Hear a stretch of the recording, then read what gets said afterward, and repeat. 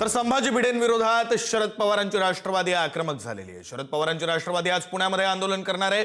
भिडे गुरुजींनी शरद पवारांबाबत केलेलं आक्षेपार्ह विधान, शरद पवार म्हणजे राष्ट्रद्रोह, संभाजी भिडेंनी हे वादग्रस्त वक्तव्य केलंय। पवार म्हणजे महाराष्ट्राला आणि देशाला लागलेली कीड असंही संभाजी भिडेंनी म्हटलं। बालगंधर्व रंगमंदिर समोर राष्ट्रवादी आंदोलन करणार आहे। भिडे गुरुजींवर कडक कारवाई करण्याची मागणी करण्यात येते।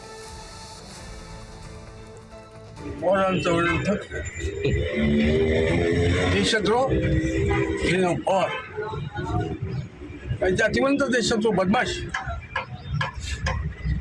हरामखोर बदमाश महाराष्ट्राला देशाला कीड आहे। राज्यात नाही असली कीड।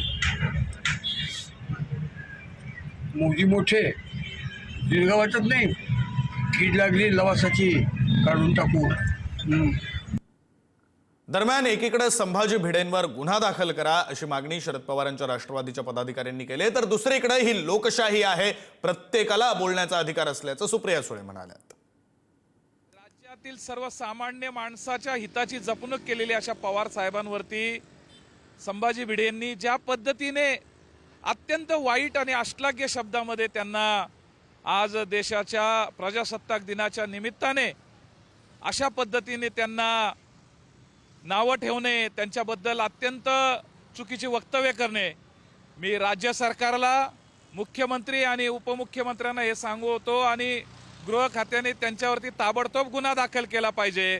कारण अशी विषवल्ली ही अनेक वेळा यांच्या बागेमध्ये आंबे खाल्ले तर मुलं होतात, ह्यांची वक्तव्य या महाराष्ट्राला खऱ्या अर्थाने चुकीच्या दिशेला घेऊन जात आहेत। आरोप केलेला आहे शरद पवारांवरती राष्ट्रद्रोह म्हणून असा उल्लेख आहे तो केलेला वारंवार। ही लोकशाही आहे, बोलायचा अधिकार आहे लोकांना सगळं माहिती आहे। ही लोकशाही आहे, बोलायचा अधिकार आहे लोकांना सगळं माहिती आहे।